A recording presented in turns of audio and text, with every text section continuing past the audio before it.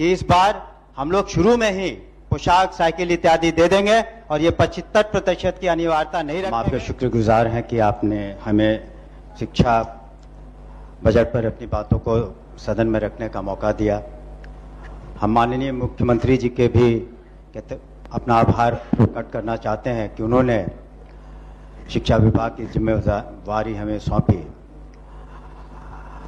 जब बिहार की जनता ने माननीय मुख्यमंत्री जी को बिहार की बागडोर सौंपी, उस वक्त शिक्षा की स्थिति बहुत ही दयनीय थी। न स्कूल थे, न छात्र थे, न कक्षाएं थी और ये श्रेय उनको जाता है और उनकी समझ थी और आज भी है कि शिक्षा को उन्होंने अपने सुशासन का भिन्न और महत्वपूर्ण अंग माना, क्योंकि जानते थे कि शिक्षा से आर्थिक, सामाजिक और बौद्धिक प्रगति होगी।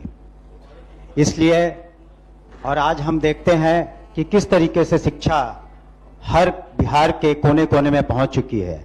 शिक्षा की रोशनी हर टोले में, दलित टोले में, अल्पसंख्यक टोले में, हर जगह पहुंची हुई है और इसके लिए उन लोगों ने तालमी मरकज और शिक्षा टोलक को इस्तेमाल किया, जिनका उन्होंने मेहताना भी दुगना कर दिया है। माननीय मुख्यमंत्री ने शिक्षा के महत्व को समझ करके बजट में प्रावधान किया। हम कहना चाहेंगे कि 2005 में बजट 4400 करोड़ था, आज 60,000 करोड़ से ज्यादा है और इसका सदुपयोग हो रहा है। और जो इसका दुरुपयोग करते हैं, मैं बताना चाहूंगा सदन को कि हम लोगों ने अनुश्रवण अच्छे तरीके से किया हुआ है और जो भी पदाधिकारी भ्रष्टाचार में लिप्त पाए गए हैं उनके विरुद्ध कड़ी से कड़ी कार्रवाई की है, विजिलेंस की कार्रवाई की है, निलंबन किया है, सारी कार्रवाइयां हो रही हैं ताकि अनुश्रवण सब सही हो। बजट का फायदा ये हुआ कि साक्षरता जो 2001 में आम साक्षरता जो यहाँ पर करीब 40% थी, आज वो बढ़ के 80% हो गई। महिलाओं की साक्षरता 2001 में करीब 34% थी और ये साक्षरता बीच में नहीं, महिलाओं बीच में नहीं, कुछ नहीं आएगा, ठीक है। महिलाओं की बीच में कुछ नहीं। महिलाओं की साक्षरता 2023 में बढ़ करके 80% करीब 74% पहुंच गई है। और जो नियुक्तियां हुई, बैठिए, बीच में नहीं बोलिए ना, बैठिए। जो नियुक्तियां हुई वो ऐतिहासिक रही। जो नियुक्तियां ऐतिहासिक गांधी मैदान में हुई, लाखों नियुक्तियां हुई। उसी गांधी मैदान में मैं कहना चाहूंगा व्यक्तिगत अनुभव से कि एक पुलिस पदाधिकारी के बीच में भी हमने देखा बहुत सारे सबसे बढ़िया है, सबसे बढ़िया। लेकिन जो उत्साह का माहौल और जो खुशनुमा माहौल हमने गांधी मैदान में नियुक्तियों में देखा, वैसा माहौल हमने कभी नहीं देखा। और ये नियुक्तियां शिक्षा विभाग में बदस्तूर जारी रहेंगी और आने वाले समय में हम लोग जो दिव्यांग छात्र हैं उनके लिए भी शिक्षक बहाल करेंगे और अनुकंपा नियुक्तियां होंगी। हम ये आपको बताना चाहेंगे कि आधारभूत संरचना में माननीय हम लोगों ने 266 नए विद्यालयों भवनों का निर्माण किया है और 7,974 शौचालयों का निर्माण किया, 1526 अतिरिक्त कक्षों का निर्माण किया। और माननीय सदस्यों ने जो अपने अनुशंसाएं भेजी थी, उसमें से करीब हम लोगों ने दोनों सदनों को मिला के 563 विद्यालयों का जो हम लोगों ने बिल्कुल जीर्णोद्धार कर दिया। आने वाले समय में हम उसे पूरा कर देंगे। मिड डे मील भी आज के दिन में महोदय हम लोग 1 करोड़ 8 लाख छात्र छात्राओं को दे रहे हैं पौष्टिक भोजन। और आपको बता दें कि आज के दिन में जो शिक्षकों की जो प्रतिशत है, पूरे शिक्षकों की संख्या करीब 6 लाख से ज्यादा है, जिसमें 44% शिक्षिकाएं हैं। और ये एक महिला सशक्तिकरण का बहुत महत्वपूर्ण कदम है, जिसके कारण उन्हें आगे चल करके उद्योग में, नौकरियों में, पुलिस में फायदा हुआ है। और माननीय मुख्यमंत्री ने सुनिश्चित किया कि साइकिल योजना, पोशाक योजना, डीबीटी के माध्यम से पिछले साल हम लोगों ने 7,59,832 छात्र छात्राओं को फायदा हुआ। यहाँ एक विशिष्ट बात हम ये बताना चाहेंगे कि इसका स्टडी एक अमेरिका के प्रोफेसर ने साइकिल योजना की और बाद में जाकर के उन्होंने यूनाइटेड नेशंस में इसको अपना रिपोर्ट दिया, जिसके आधार पर यूनाइटेड नेशन ने जिम्बाब्वे और माले, दो जो देश हैं बाहर के विदेश में, वहां पर शिक्षा में और अधिक राशि यूनाइटेड नेशंस के दी गई। पोशाक योजना और जो बता रहे थे साइकिल योजना, इस बार माननीय मुख्यमंत्री जी की अनुमति से कैबिनेट ने निर्णय लिया है कि इस बार हम लोग शुरू में ही पोशाक, साइकिल इत्यादि दे देंगे और ये 75% की अनिवार्यता नहीं रखेंगे ताकि उनको दिक्कतें नहीं हो। इसके अतिरिक्त हम लोग पूर्व की तरह जो इंटरमीडिएट प्रोत्साहन योजना, स्नातक योजना, ये हम लोग कर रहे हैं। स्टूडेंट क्रेडिट कार्ड में भी 3,70,000 हम लोग दे रहे हैं।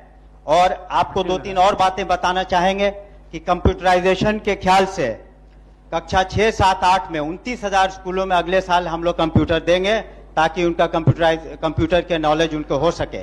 और साथ ही साथ हम लोग ये भी सुनिश्चित किया है कि ग्रीष्मकाल में जो छुट्टियां होंगी वो सही में छुट्टियां होंगी, अलग से क्लासेस नहीं लिए जाएंगे। इस तरीके से हम देखते हैं कि और खास करके केंद्रीय विद्यालयों में जो बाहर 12 जगहों की जमीनों की जरूरत थी उसको भी हम जल्द से जल्द देंगे।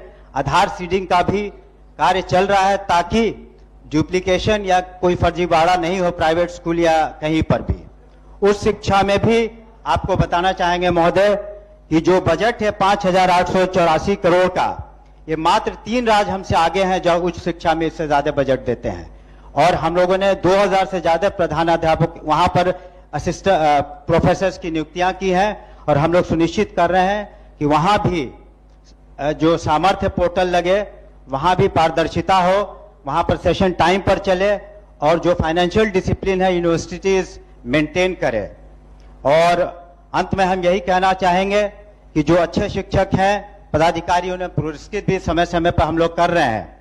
इस तरीके से हम देखते हैं जो बातें हमने सदन के सामने संक्षिप्त में रखी कि हम लोगों ने गुणवत्ता पर ध्यान दिया है, शिक्षा में बहुत बढ़ोतरी हुई है जिसकी भूरी भूरी प्रशंसा आम जनता और पूरे हिंदुस्तान में हो रही है।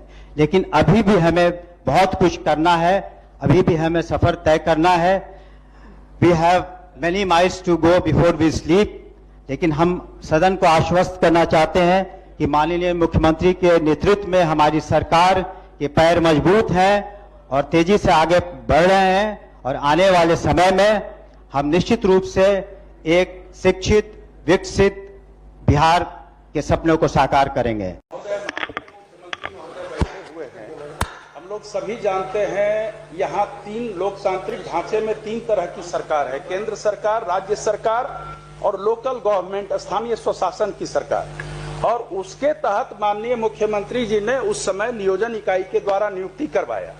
जो माननीय सदस्य का सवाल है वह इसलिए भी अनिवार्य है और अपरिहार्य है कि उन्हीं शिक्षकों के अनुभव के आधार पर सरकारी विद्यालयों में प्रधानाध्यापक के रूप में नियुक्ति की गई, प्रधान अध्यापक के रूप में नियुक्ति की गई, शिक्षण प्रशिक्षण महाविद्यालय में व्याख्याता के रूप में नियुक्ति की गई।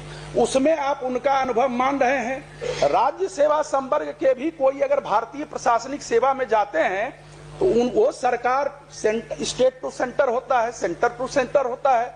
तो लोकल गवर्नमेंट टू स्टेट क्यों नहीं हो सकता है? इतने दिन की सेवा, वो भी नियमित सेवा। मुख्यमंत्री महोदय ने पहले वो ठेके पर थे नियुक्त, कॉन्ट्रैक्ट पर, और मुख्यमंत्री महोदय ने 60 वर्ष की सेवा उनकी भी की जितनी सरकारी कर्मियों की, सरकारी शिक्षकों की सेवा थी। तो मुझे नहीं लगता इसमें कोई विवाद है। विभाग द्वारा यह विवाद जरूर पैदा किया जा रहा है, शिक्षकों में असंतोष बनाया जा रहा है, पठन पाठन का कार्य प्रभावित हो रहा है। इसीलिए इसमें मंत्री महोदय आप एक बार समीक्षा करें और सरकार के संवैधानिक स्वरूप को देखते हुए जो माननीय सदस्य का प्रश्न है उसके अनुरूप उनको यह हकदारी मिलनी चाहिए। माननीय सभापति महोदय, जहाँ तक शिक्षकों के वेलफेयर का प्रश्न है या फिर शिक्षा जगत में जितनी सुधार हुए हैं, अगर उसमें डिटेल में जाएंगे समय लगेगा, लेकिन यह कहना कि शिक्षकों के विरुद्ध है सरकार या उनका ख्याल नहीं रख रही है, सही नहीं है। लेकिन जो कॉन्स्टिट्यूशनल पोजीशन है, हम निश्चित रूप से आपके प्रस्ताव पर विचार करेंगे, लेकिन जो कॉन्स्टिट्यूशनल पोजीशन है वो भी माननीय सदस्य जान जाएं। स्थानीय निकाय शिक्षकों की नियमावली भारत के संविधान के अनुच्छेद 243(6) के तहत अधिसूचित की गई है, जो राजकर्मी श्रेणी के तहत नहीं होते हैं। तो ये कॉन्स्टिट्यूशनल पोजीशन है, लीगल पोजीशन है। उसके बावजूद भी मैंने कहा कि हम उस पर विचार करेंगे, लेकिन जहाँ तक लीगल पोजीशन और कॉन्स्टिट्यूशनल पोजीशन की बात है, सरकार उस पर सही है और जो हमारा विभाग है वो भी सही है। किसी को तंग तबाह करने के ख्याल से इस तरह की कोई मंशा नहीं है। हम लोगों ने तो जहाँ तक हो सका है शिक्षकों के हित में सारी कार्रवाइयाँ की हैं। अभी आप देख ही रहे हैं, जो नियुक्तियाँ हों या उनके अन्य जो भी उनके हित के कार्य थे, 2 लाख करीब 50,000 से ज़्यादा जो शिक्षक थे वो तो पास कर चुके हैं सक्षमता परीक्षा में, और वो राजकर्मी का दर्जा पा रहे हैं। महोदय हम भटक गए। मैं यह